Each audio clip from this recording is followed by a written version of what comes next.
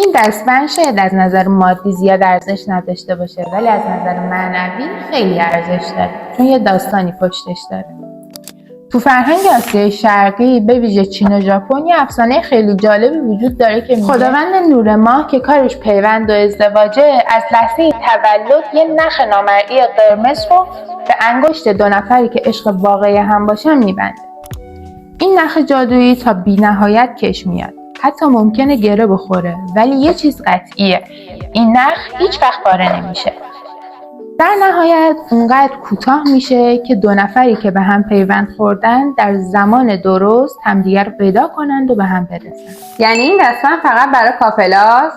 نه، همه ما تو زندگیمون آدمایی ملاقات کردیم که انگار از قبل میشناختیمشون یا یه نقش خیلی مهمی تو زندگیمون داشتن. این افسانه شامل اونها هم میشه.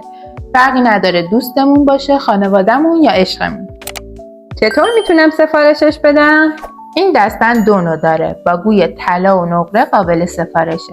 کلمه قرمز رو برام کامنت کن تا مشخصات و قیمتش رو برات بفرستم.